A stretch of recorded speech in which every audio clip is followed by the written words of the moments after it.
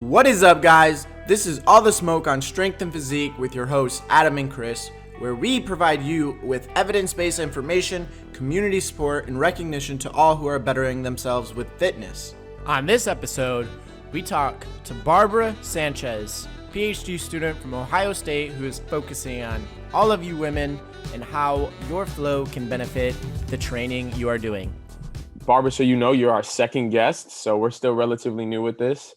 Ooh, I'm honored. Yeah, we're excited. We're gonna get this going. So, Barbara, why don't you kind of give everyone an intro, your background, and all of our 5 listeners that I think that are listening a little bit about yourself. All right. Well, my name is Barbara Sanchez. I am a first-year PhD student at The Ohio State University. This is my second semester in the PhD program. I was there since August of 2018 to get my master's. And prior to that, I was born and raised in Florida. So before August 2018, I was never living in any other state than Florida.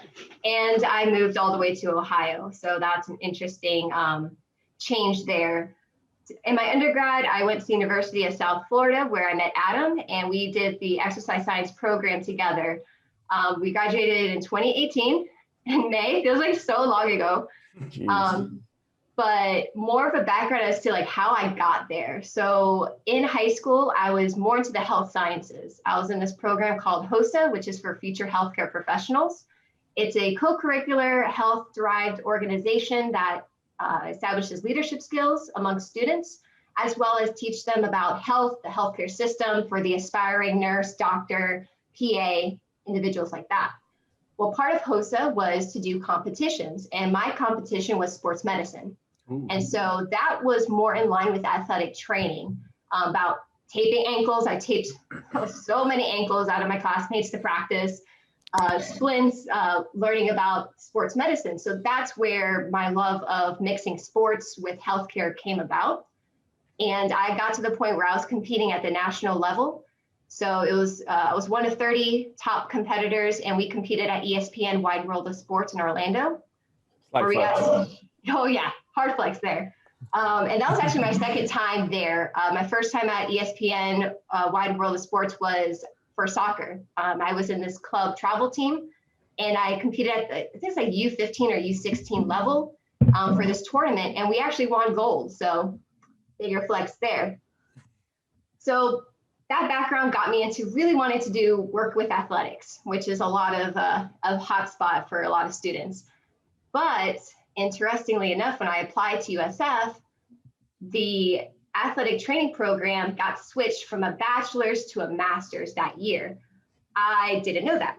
So what USF did was that they automatically changed my major to exercise science. They figured it was the next best thing. Prior to then, never heard of exercise science. Didn't know what it was, didn't know it existed. I was like, well, sure, let's just go about it. And I was just kind of winging it, let's say, because you have to do your prereqs and then you get into the major.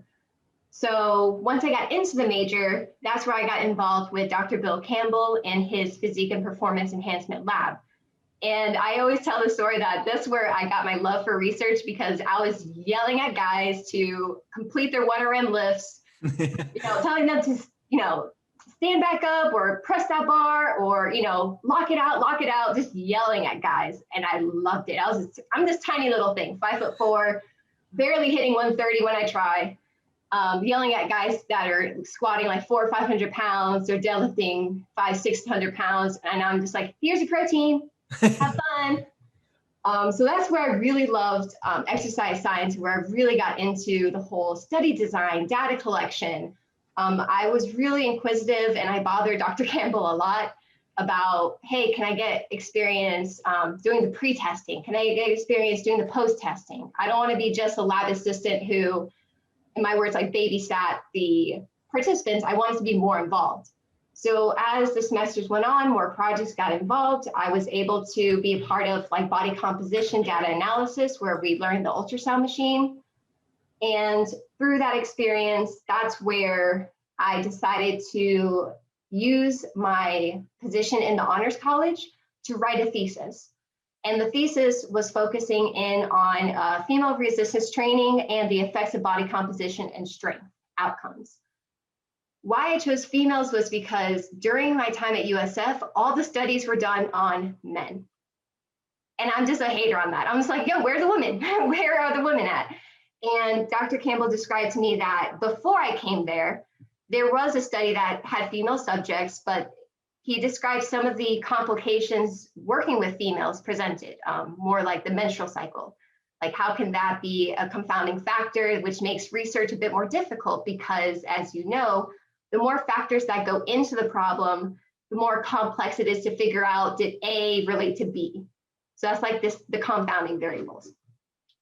So when I decided to apply to Ohio State, I wanted to really work with females. I wanted to understand female reproductive physiology specifically. I find the menstrual cycle fascinating because for me, I believe that women's physiological environments are constantly changing. And that makes us so unique compared to men, where your environment is just constant, where it's more external factors influencing it, while for women, it's external and internal factors. So I find that fascinating, and that goes into the line of what I want to do with my research and also with training on the side. I hope that makes sense. No, yeah, that you definitely covered a lot there. I think I remember just you sitting in undergrad, specifically, I want to say it was Dr. Ashley's class. And I remember had one semester I was being the president of PTO, and I had you speak to everyone about HOSA. And I remember you even saying that you were going to do physical therapy. Oh, yeah. So I appreciate you, elaborating what made you switch. So what would you say, again, why PhD? And if obviously why PhD, tips to what led you to get into your PhD program, and how kind of whatever you did to separate yourself to get into your program.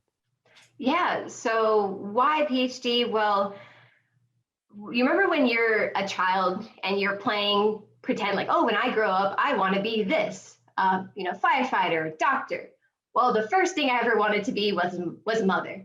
And then I realized, I was like, well, that's not really going to bring me income. So I probably need to change it up. So then the second thing that I wanted to be was a teacher. And I still remember this to this day, that I had like all my dolls lined up in like a classroom setting. And this was probably like kindergarten or before kindergarten.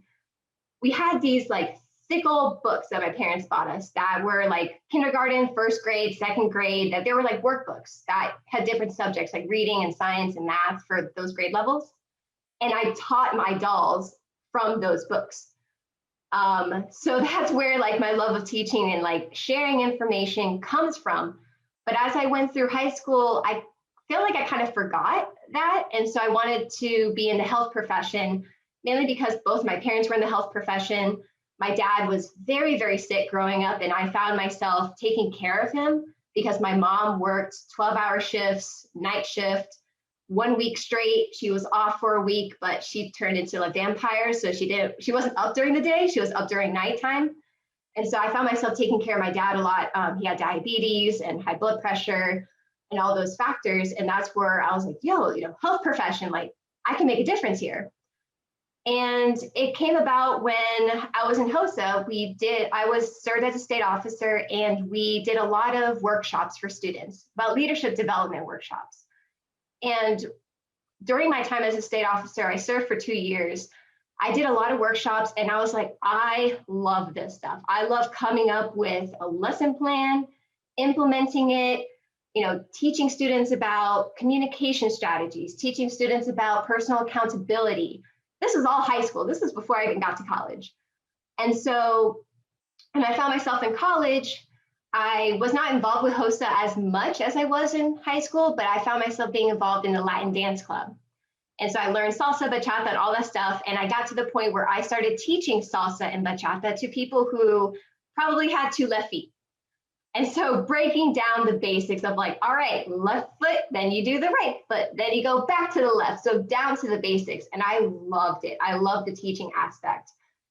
So when it came time to actually get in, couple that with the experience in Dr. Campbell's lab and learning about exercise science, I was like, I want to be a professor. I want to teach. I want to teach about exercise science. I want to do research. I don't want my job to be one thing where I do the same thing over and over again. I want my attention here and my attention there, where I'm using a plethora of skills. So by week one, I was like, okay, I want to be a professor. What do I need to be a professor? Well, more often than not, you do need a PhD to be where I want to be. I wanted to teach at a university level. I didn't want to teach high schoolers or anything like that. I wanted to teach adults because I'm pretty strict and pretty self-disciplined, and that's reflected upon my teaching, where I believe students take initiative for their learning. So by wanting to be a professor, I was like, all right, PhD it is. Well, I need to get my master's first before you can get your PhD. That's just how it goes. And so it was just like the most natural step for me. After undergrad, I was like, I'm going to go to grad school. That's right there. But where? Grad school is very, very different from undergrad. And it's not the sense of you can kind of just go anywhere and get the same thing. When it comes to grad school, it's more specialized. It's more like, hey, this institution is well known for this, or this institution is well known for this aspect of exercise physiology. So I did what you are never, ever, ever supposed to do. And I did a cold application to Ohio State. What does that mean? Well, cold application just means you submit the application and that's it. You don't talk to anybody, you don't give calls to anybody, you don't follow up with anybody, you just submit it. And so that's basically what you're not supposed to do. But I was very fortunate enough that I guess my work spoke for itself. The personal statement I wrote, my record, letters of recommendation, all those things that come into an application, to where I got a position here at Ohio State. But what brought me to Ohio State was actually the Florida State Clinic for NSCA. Do you remember that, Adam? Like we went with, I think, Brad Simon and. Oh, yes, I do remember this. Back in the day. So NSCA is the National Strength and Conditioning Association, kind of like ACSM, but focused on strength and conditioning. And we got our CSCS, our Certified Strength and Conditioning Certification. Of course, that requires CEUs and continuing education. Well, every state has their own state clinic, which is basically an opportunity for individuals to meet with professionals and learn and collaborate and network and all that fun stuff. Well, there was one in Tampa for Florida, and USF is located in Tampa. So we were just like, yo, why not? And it was like $30 for students to go anyway. $30 a whole day to learn, and you get free lunch. Sure, why not? So we went there, and like five or six presentations were from Ohio State in Florida. And so that got me thinking, well, if they're flying these people from Ohio to Florida, Ohio State must have a good program, right? That's how naive I was. They must be good, right? So after that, and the most amazing thing, and I'm probably jumping all over the place, but the most amazing thing that I remember is that Dr. Kramer was there, Dr. William Kramer. And I was so damn nervous and scared that I just didn't talk to him. Didn't go up to him because I saw there's a whole line of people that wanted to talk to him. He's like the godfather of strength and conditioning. Like, he's a pretty cool person. And so I was like, yeah, I want to talk to him, but I don't want to. And I was like, oh my gosh. But now things are coming full circle to now where he calls me every week to discuss classes because I help him teach a class. So things come full circle. So now I talk to him on almost a daily, we can say. But I digress. So after that conference, I decided to go home, and I was like, let me just apply to Ohio State for grad school. This was the time of year when we were applying. So my own kind of theory on applying to schools is that you always have to apply to one school that you think is out of your reach, but you still apply to it and you still put your effort into the application. For my undergrad, that was Yale University. I only got so far to get an interview. I didn't get accepted, but that was my line of logic. Okay, apply to some local schools that I can have my opportunities here and just shoot one in the dark and see where it lands.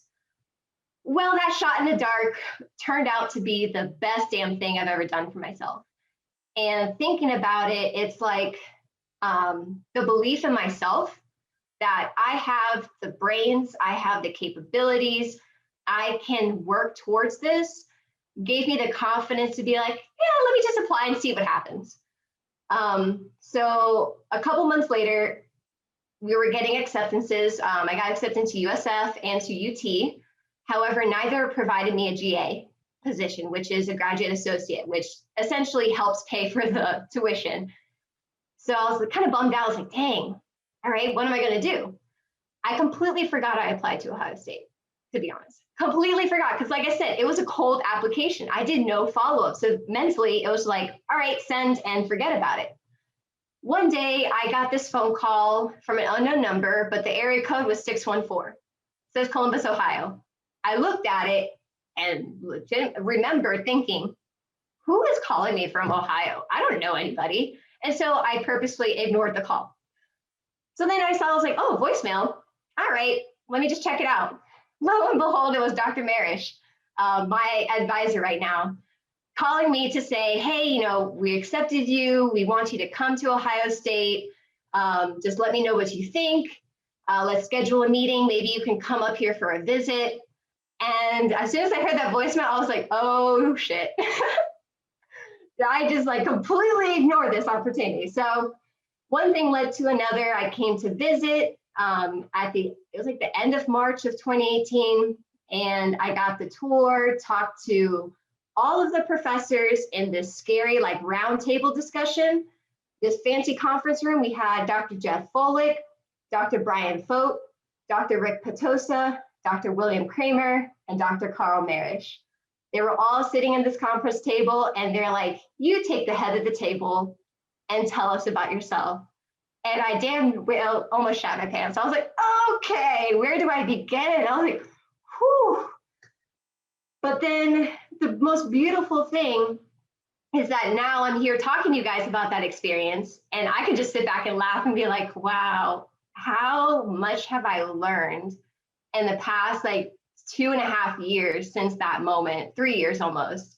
And it just blows my mind about the opportunities that grad school can produce for you. You can go in with an objective, but that doesn't mean that objective is going to stick the whole time. Everything is going to wax and wane, and you're going through a professional and personal evolution at the same time.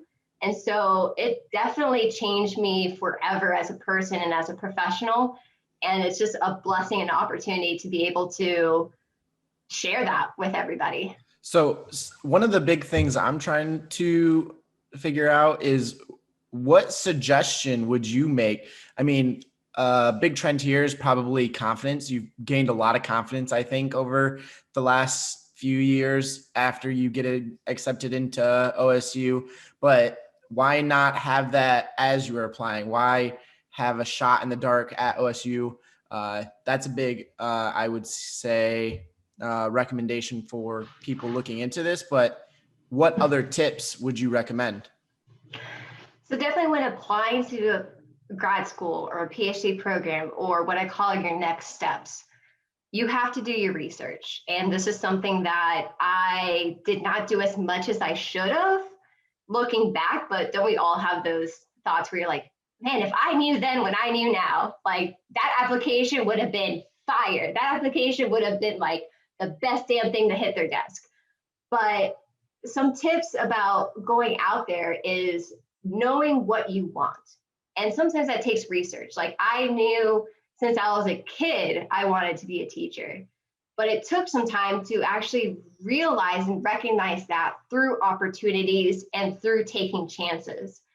So I took a chance by going into Dr. Campbell's lab and saying, I don't know what the heck is going on here, but I want in. So taking a chance and realizing that no matter what happens, you are always going to suck at something. Something is not going to be your strong suit. You're going to fail at something. But the major thing is to keep pushing forward and to keep doing what you want to do out of passion, not out of expectation. So it wasn't expected out of me to apply to Ohio State. It wasn't expected out of me to, go to that clinic. It was something that I chose to do out of my own desire to get better and my own desire to pursue my passions. I wanted to learn more about exercise science and about training adaptations and about things that will help me be a better strength coach.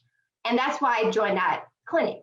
And through that experience, that opened my eyes. I was like, wow, these people are knowledgeable and passionate. I want in on that. I don't know what's going on at OSU right now. I don't know what kind of projects they have. I don't know what space they have for me, but I want in. So let me just take that shot. It was something that my high school guidance counselor, Dr. Snyder, told me. I was really close to her.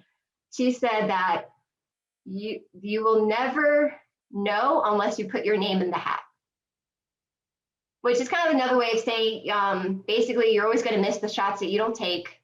The squeaky wheel is always going to get the oil, something along those lines. So taking that personal initiative is definitely paramount into anything that you want to do to be successful. And that's something that I would suggest, that you have that personal initiative, that you take that chance, you take that risk. What's the worst thing they could say? No?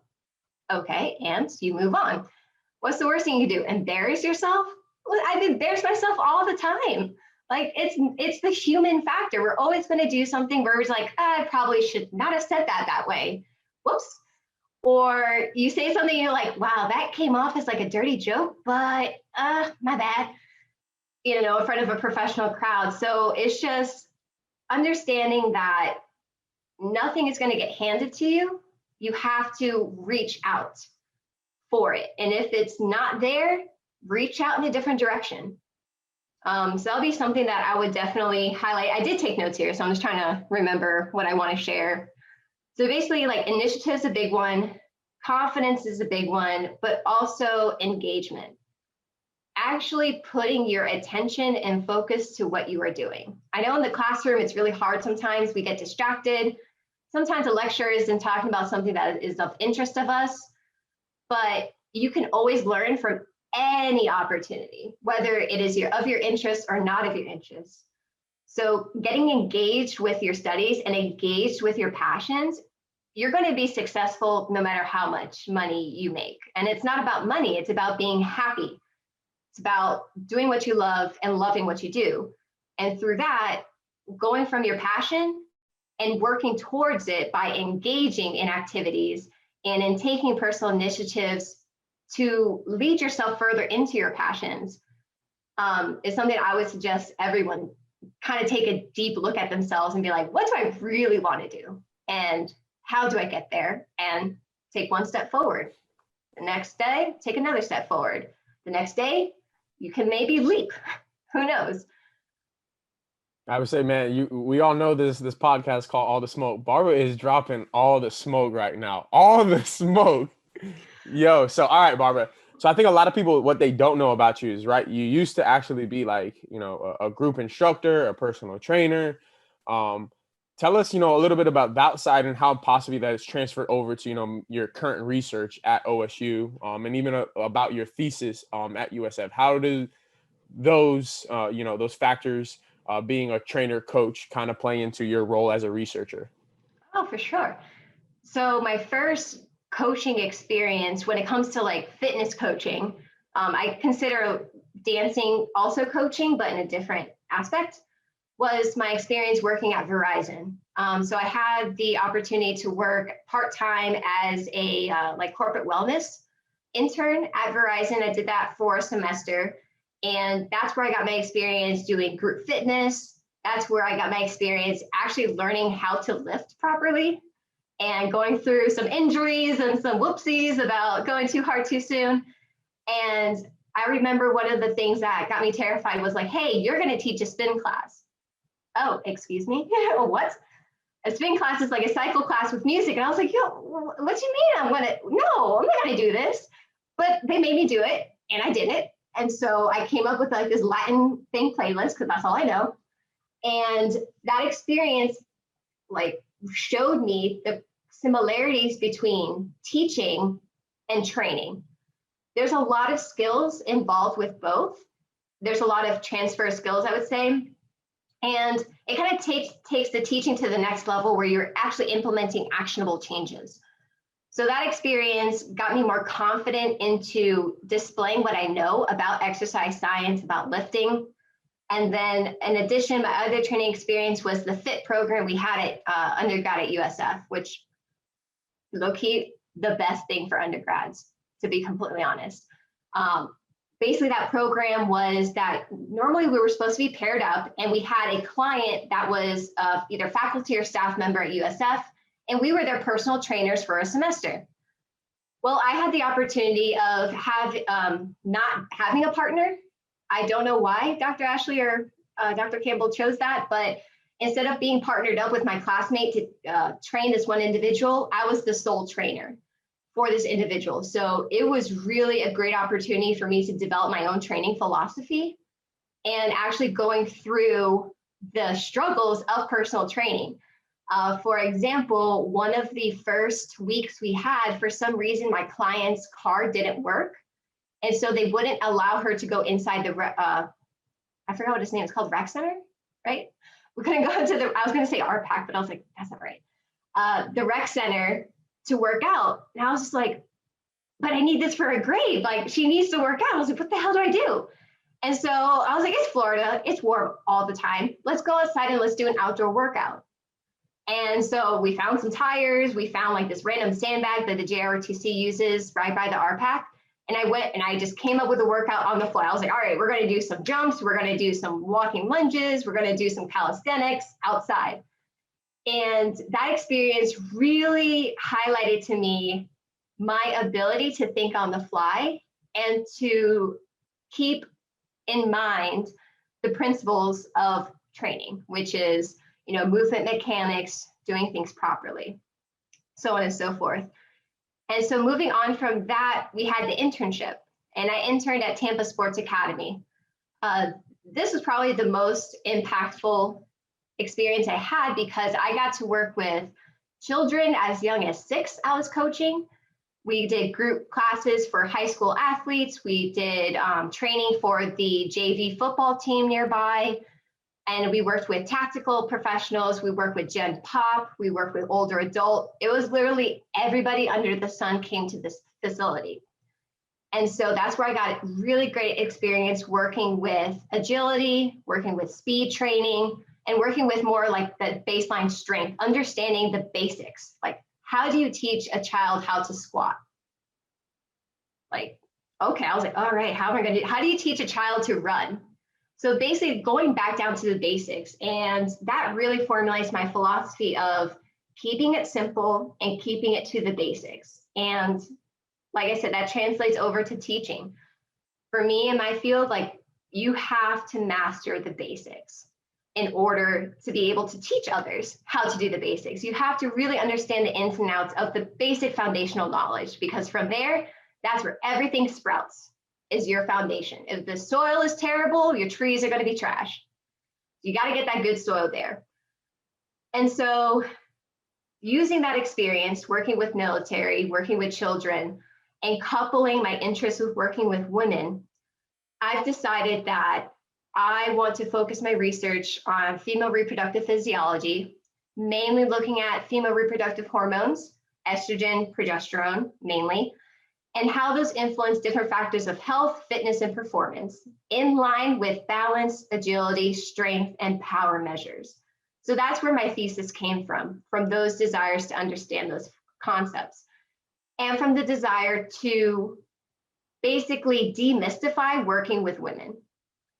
Because the menstrual cycle is fluctuating changes, I find pregnancy fascinating in the sense of how the physiological changes of the body basically go through that 9-month period and then postpartum. And it's just a lot of taboo subjects. Like, I'm the woman in the lab that talks about periods all the time. I'm the one that talks about contraception. Like, hey, if you're feeling like shit on your period, the best thing to do is go for a walk, get moving, get active, and sleep and all this stuff. And so, oh my gosh, I'm kind of losing my train of thought because I'm going all over the place, but. No, I'm loving it. I'm loving it. Keep it going. So that's where I want to do with my work with female reproductive physiology, is quite literally understanding how those fluctuations affect agility, balance mainly, because I feel like agility and balance are paramount to activities of daily living. If you're not balanced, you're not going up the stairs right. If you're not balanced, how the hell are you going to carry groceries and being all lopsided?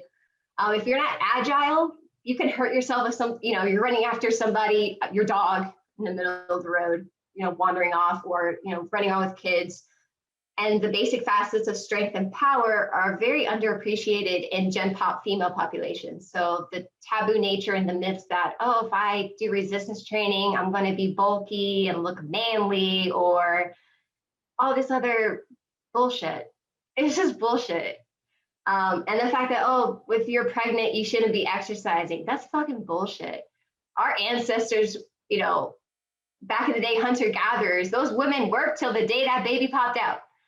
They were out there doing activities of daily living, lifting, they were picking, bending over, lifting things.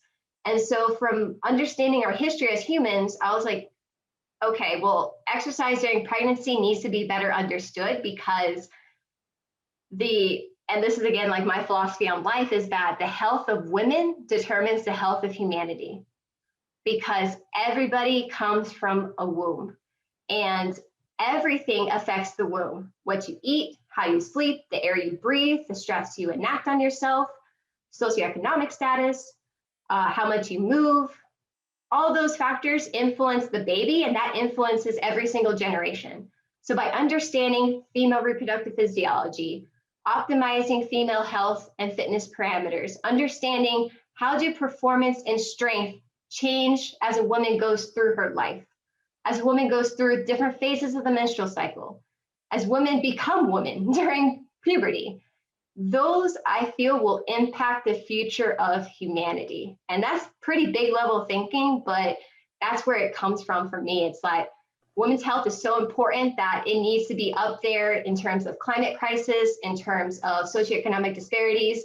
Women's health needs to be a top priority, because that's going to determine our children's health, their children's health, and thereafter and thereafter. Yes, I mean, you can hear just the passion of your voice. And Chris, you can go ahead and ask, but there's one question I would like to specifically ask to you, Barbara, because, someone that works with some female powerlifting clients, female Gen Pop clients, things of that nature. I've heard it from both ways, and I've even talked to other individuals. And I think I remember I put you in touch with Taylor, and she found, I want to say, no difference with her strength measurements, comparing males and females and things of that nature. And there's even always having that conversation with clients, say, hey, how does that time, affect you, strength, emotionally? And it's obviously every program is individualized, but it's insane how different people respond to that. I've had individuals that's like, I don't care, I can just continuously go, it doesn't affect me. And you have the opposite end of the spectrum is like, strength is the shit, I'm hungry, I'm angry. What is your approach or suggestions for either one of those individuals? So that comes from my mind, you need to track your cycles. Because women are in a very unique position to where week by week, our physiology changes, that in order to understand your body, you need to track these variables. Understand, well, if I'm feeling this way and I'm feeling shitty on my first 2 days of my period, but days 3, 4, 5, 6, I'm fine. Leading up to my period, oh, there's no symptoms, I feel fine, I can work out. Other women are just like, yo, like that 3 days before, my cramps, I am moody, I am hungry. You have to understand yourself. And that is something that I want to implement into my methodological practices, is that, and it goes back to the research, a lot of the issues with research in terms of female fitness, female performance, comes from not understanding that there are certain thresholds in terms of hormonal responses that are normal, and there are certain ones that are not normal, but you will not know that unless you do the testing. And so what does that mean? Well, part of my thesis had a big chunk about tracking menstrual cycles, tracking those variables, how important that is in terms of research to help us understand those non-significant findings. Is it non-significant because those women were having a luteal phase deficient cycle in which they did ovulate, but for some reason the corpus luteum wasn't fully developed, so it wasn't able to produce the progesterone and the estrogen needed that is characteristic of the luteal phase of the menstrual cycle? Or did those women not ovulate at all, but they still have a normal period to where the corpus luteum is not formed at all? So where they don't have those hormones. What about their energy intake? What about their sleep patterns? Working with females, it is complex. I'm not going to lie. It's way more complex than working with men. But in order to answer those questions that you present, Adam, in order for you to help those clients, we need to have scientists who are brave enough to go after the complex and be like, listen, this is a complex, but here it is. We're lining it up. And that is a lot of issues with current research in females, is that the methodologies implemented are not sound enough. They are not good enough. And there are suggestions out there. There's plenty of articles out there that say, hey, in order to do menstrual cycle research, you cannot just ask them when is their last day of the menstrual period. That's not enough. You have to look at menstrual cycle length characteristics. Do they have a longer cycle than normal, a shorter cycle than normal? Are there hormone levels at the appropriate level, at the appropriate instances to trigger these events?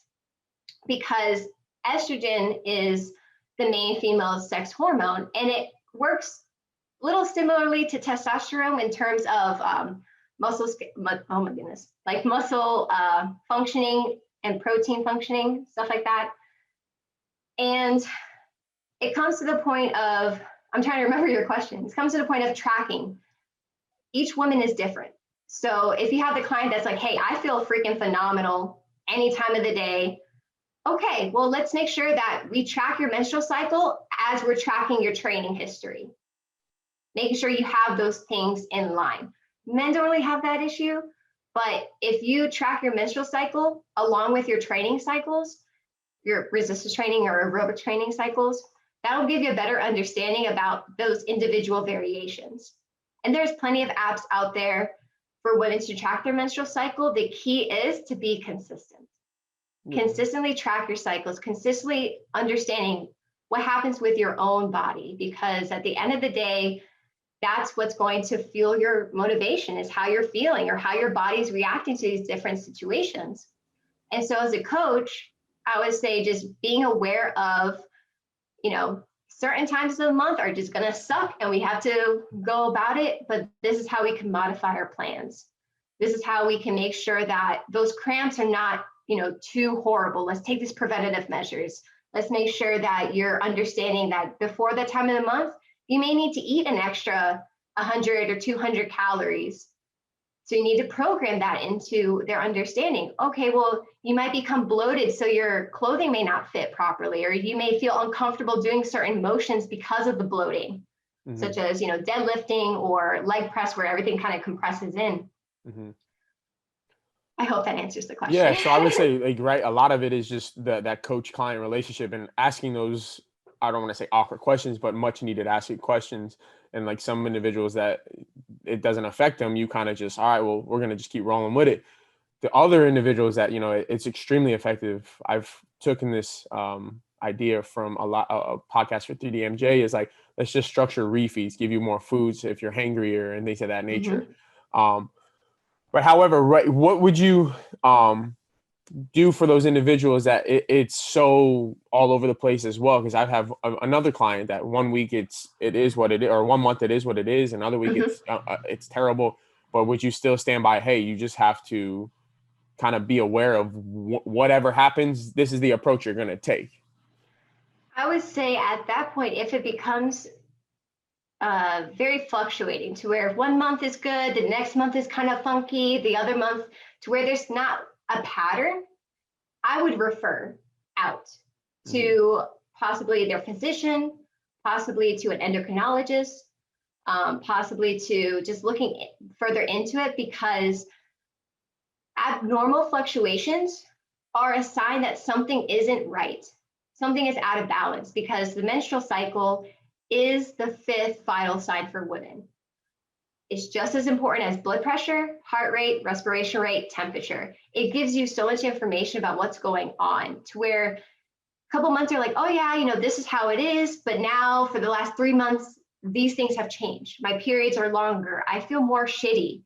I feel more just hangry and bloated, but you're not seeing any significant reason in terms of the training stimulus you're providing or the nutritional advice you're giving, that's where I would refer out and have that network of referrals of other professionals to help, because not every coach can be a women's health specialist.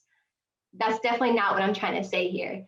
I would say just know where your strengths and limitations are. And if you have a client that's really struggling with something like that, I would definitely refer out to either a specialist or something like that and get them involved with the conversation. Get them involved with, hey, this is the training that I'm doing with the client, and these are what she's been reporting the past 3 months. Provide that data, provide that information, because whenever there's a normal amount of discomfort, but just because it's an abnormal discomfort doesn't mean it's normal. So for example, by having, let's say 1 month, she's like, oh, I'm kind of crampy, but I can work with it. Let's just ramp the intensity down a little bit. Cool. The next month, let's say I cannot get out of bed. These cramps, I have a heating pad. I can't really move from the chair. That's a sign that that's a problem. That shouldn't be considered normal. And so it comes about with taboos and talking about menstruation. And you said like that awkward conversations, and I want to say it's only awkward if you make it awkward. And I do understand the struggle between the male and female client trainer relationship, to where those aspects may be not the most comfortable thing to talk about. But if you lay it out as, this is just a part of you and your body, and I'm going to treat it just as normal as, you sweating all over the place whenever you're working out, or someone's breathing heavy, like I'm treating your period just like that. It's just what happens. It's normal. That's how we start opening up those conversations to where you can get better insight into what's going on with your client. And then as a trainer, you work with it. You work with those fluctuations. You work with those nuances. And if you don't know the answer, then I would refer to somebody, refer to their physicians. They're like, hey, I noticed that the past 2 months you have been skipping during the time of your month, our sessions. What's going on? Are you okay? Oh, I'm having, just debilitating symptoms. I feel so fatigued and sluggish. This doesn't used to happen to me before. That's a signal. Those are signs and symptoms of something that's not right. Maybe, stress at work is influencing the HPA axis, and cortisol levels are higher than they should be. That could influence some kind of menstrual symptoms. Or maybe it's just, not eating enough of the proper nutrients, maybe being nutrient deficient in some things. There's a whole plethora of issues going on. So my bottom line would be, if you don't know, refer out, but also keep track and tell your clients to track your cycles, track what's going on with your body, so that we can identify those instances where things are not proper, and we can look for reasons as to why. This is great information for not only coaches, but for individuals that train either alone or with a coach that may not ask these questions because the coach might feel as if it's awkward, or they just might not be realizing these signs. If you're a woman that is having these irregular symptoms, look further into it. Don't think it's just, oh, it's normal for your period, because there could be so many other things that could be going on, basically. But the big thing I'm curious on is, what are you currently researching on within women's health right now? I mean, I guess within COVID right now, are you guys doing research? First question, but what are you looking at right now? So overall, COVID threw just a huge ass wrench into my whole machinery here. So what I described earlier as my study for my thesis, breaking it down a little bit further, the main part was looking at during the late follicular and the mid-luteal phases of the menstrual cycle, how does balance, dynamic and static balance, agility, strength, and power measures differ, if they differ between these two phases? What categorizes these Barbara, two phases? can I cut you off right there? Can you explain those phases? Because I'm not very smart and I have no idea. That's what I'm going to do, man. I was just about to get there. All right, my bad. For those who can't see, I had one hand up and the other hand up. Boom, boom. So the late follicular phase is characterized by the highest level of estrogen within the menstrual cycle. It is right before ovulation. So high estrogen peaks ovulation. And then the mid-luteal phase is when you have the highest level of progesterone and the secondary peak of estrogen. So during the follicular phase, estrogen is dominant. There's very little progesterone. Progesterone is produced after ovulation. And after ovulation, estrogen is also produced, but to not as high an extent as the follicular phase. And I can get really into the physiology if you really want me to. But so the point of that, these are two time points in which we have the nadirs of those hormonal levels. So in my mind, if we see performance differences between these two phases, that could lead us into developing menstrual cycle specific training programs that uses these differences, possible differences in performance outcomes to modulate your training approach. So for example, if your strength is not as high during the mid-luteal phase compared to your late follicular phase, maybe during the follicular phase, you train more those strength parameters, while the luteal phase, you'll train more muscular endurance parameters. In terms of balance and agility as well, if we see those differences, then we can look into, that's kind of how I want to translate that knowledge. And in line, I was using a menstrual cycle tracking app for every subject to individually track their menstrual cycles. And this specific app allows each research participant to PDF export their data to us, which is dope. They're not only tracking when their menstrual cycle is happening, they're tracking how much is the blood flow, how long are they bleeding, what other symptoms do they have, nausea, backache, headache, what was another one, like bloating, cramps, acne, all those factors. They could also track their mood, if they're feeling happy, sad, pissed, angry, all those factors. And they provide information on their sleep. How many hours are they sleeping every night? So I asked them to track each of those variables every day and export them each week so that our training team can look at those individualized differences. Because if we see a group, let's say there was 10 women, 5 of them showed differences, but 5 of them didn't within their performance between those phases of the menstrual cycle, we can use that tracking log for further analysis. What about these 5 women who had responses? Are there similarities between them? Are there differences? How did they compare to this group who showed no difference? So that was kind of where I was coming from. Unfortunately, the week that I had my very first subject scheduled for her very first familiarization visit was when COVID shut down everything at Ohio State. Yeah, I was just, so pissed because I worked so hard on developing this project. I created this project from the ground up. This wasn't a project that my mentor had in the books. It was something that was my idea. I formulated it, written the research proposal, presented the proposal to my committee. I did the IRB process by myself, which is a nightmare, figuring that out, and then did all the recruitment. I trained my undergrads myself. I was learning how to take blood. We have the ability to kind of be semi-phlebotomist here.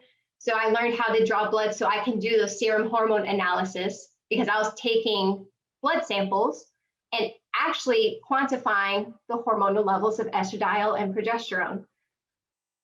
And so where am I going with that is that right now that project is in a halt.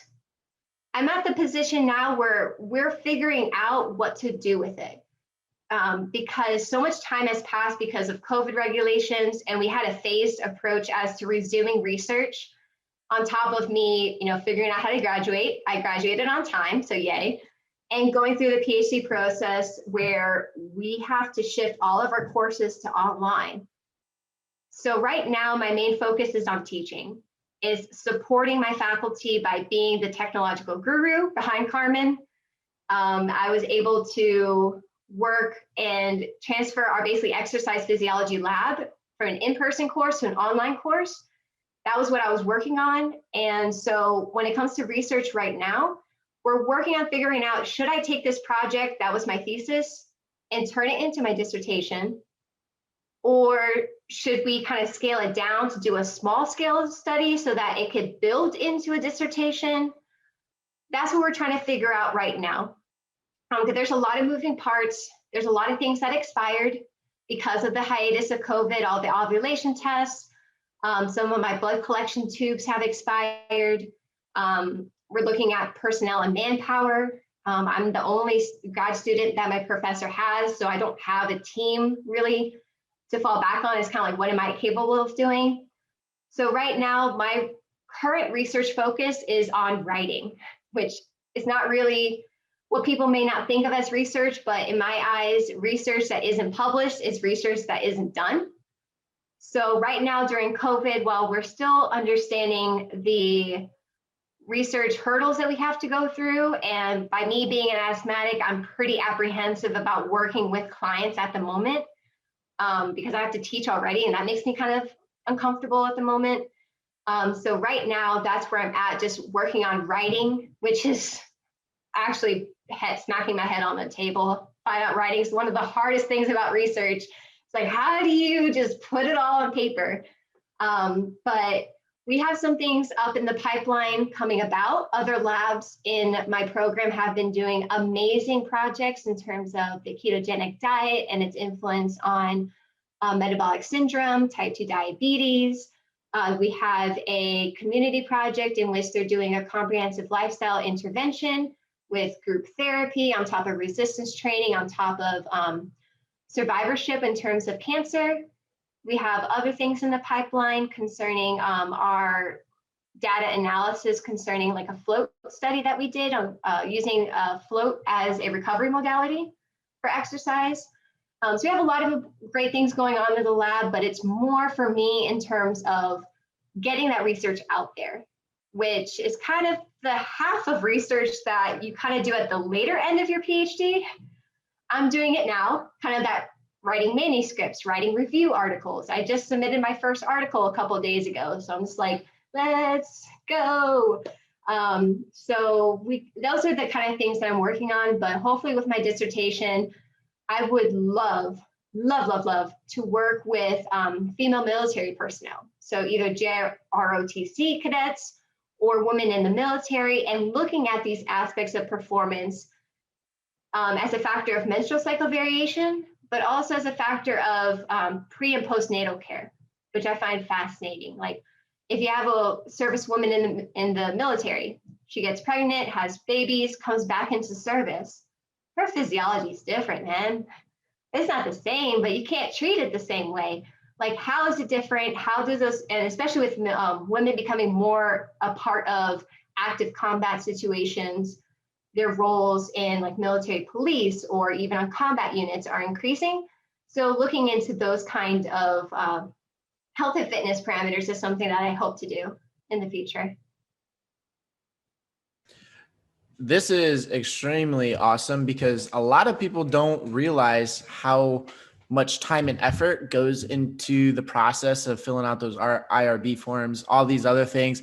So to like have that just ripped away from you because of a pandemic and you still continue forward, still figuring out how to make it through your PhD, taking the writing stage that's at the end, this is just incredible. And I am excited to see what you're going to discover with this women's research focus that you plan to do, because it is an under-researched area and you seem like the perfect person for it. Thank you so much, Chris. It was definitely one of those. Well, let me tell you the story though, because there's always a story with me, with everything. So the week I found out that COVID kind of swept that under the rug, I was not in Ohio. I was in Florida. My brother was getting married. So the week that I was in Florida for 2 weeks because of the bachelorette and then the actual wedding. The week I was there, that's when Ohio State cut off all the research. I was like, yo, I'm not even there to pick up this mess. I was like, am I even going to be able to go back to Ohio? That was my concern. That was how much we didn't know. And so I was like freaking out. I was like, yo, am I even going to get my master's? Because for our field, you do a thesis. That's what you do. But we had to switch to a plan B. And a plan B was for me writing a very extensive literature review, where I took these concepts of my thesis project and I just dived into the literature. I had about 6 weeks to do this because this was in March when everything happened, and I had to graduate by summer or else my funding for the next year would have been messed up because of the whole like policy of you could only be funded as a master's student for 2 years, you could be funded as a PhD student for 4 years, those kind of things. So I had about 6 or 8 weeks to switch everything around and write this literature review. And so that taught me this really valuable lesson that things are never going to go the way you want them to go, ever. But the cool thing is that there's always a way forward. There's always something to do with those pieces that you think are shattered, that you think, I thought, did I just spend these 7 months planning this project? Did it go to waste? All those times bugging Dr. Marish about this IRB thing I needed him to submit for me. All the things about, hey, I need to buy this. How do I buy a balance pad? How do I buy ovulation tests? All right, learning about phlebotomy. Okay, I had to draw blood from Dr. Marish as part of my phlebotomy training. Do you know how nerve-wracking that is, drawing blood from your advisor and it being like your final test to make sure you can do this? It was all those things where I thought was just out the window, but it took some time for me to actually think and appreciate that no matter what happens, you always have to go forward. You don't fall back on something, you fall forward because you can see where you're going. And I can see where I'm going now. I'm going to be a researcher in female reproductive physiology. That's going to happen. How is that going to happen? I'm going to figure it out.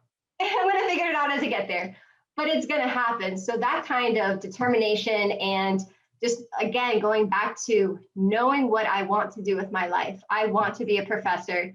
I want to study women. I want to help women optimize their health and fitness and combat all these bullshit taboos that come about with working with women and understanding the reproduction.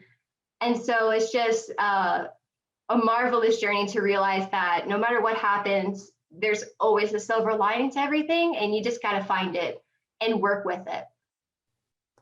Yeah, it's exciting to see, still be close to you and see where you were in undergrad and where you are now. It's definitely a blessing to call you a really close friend.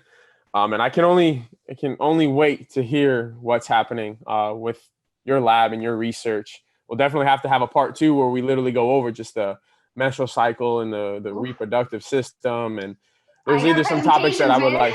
Yeah, there's even some topics I'd like to get into, like with the female triad and, bodybuilding and things of that nature. So, but you covered a lot. And I think if anything, the one overlying thing is, man, just keep pushing forward.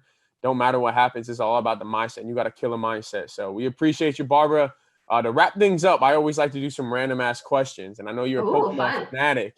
What is your favorite gen Pokemon? Oh, favorite gen. Oh gosh, I'm a classic Pikachu girl. All right. Okay. So classic Gen Pikachu. 1. Gen 1, I had a Game Boy Color. It was purple. And I had the Pokemon Pikachu edition. Okay. That was my first Pokemon game. My brother had the blue one, the Squirtle one, but I was like, hey, I'm going to go Pikachu all the way, bro. I actually had a purple Game Boy too. That's dope. Yo. I had the yellow. I had the yellow with Pikachu on it, but I had all the games, and I still have all the games. I'm a Pokemon master still to this day. Pokemon is dope, but like my bread and butter is Star Wars. Like, okay. I know way too much about Star Wars for my own good. I know too much about Pokemon and Yu-Gi-Oh! It's all good. So where can everyone find you? Where can anyone find some information about your work or anything? If people have questions for you, can they reach out? If they can, just shoot us all your information right here. Or also your thesis. Where can I find this? Is it published online where I can go read it? So I have no idea about the publishing of thesis on Ohio State. I probably have to go into research to find it. I do have a PDF, so I could just email it to you. I don't care about any of that. The more knowledge that's disseminated, the better. I am horrible at social media, so I probably need to get my game up on that, but anyone can always email me, Sanchez@osu.edu, Sanchez.1094@osu.edu. I'm more than welcome to answer any questions. I do not mind just shooting an email saying, hey, can we just do a quick Zoom? I'm definitely more of a, face-ish to face-ish communicator. Is that what you want to call this? But that's where they can find me. I don't really post much about my work on my social media. I feel like that will be coming out in the next couple of years. I have ideas. I want to keep it a bit separated between my personal and professional lives, but you can always email me at any time. I will respond and will share with you what I know. Gotcha. Yeah, we'll definitely put your IG and email in the show notes. But until then, to our next episode, and for our 5 listeners out there, hope you learned some. This was great, Barbara. I appreciate your time and efforts. Well, See you thank later, you so everybody. much, guys. See you later. Thank you. All right, you can just pause.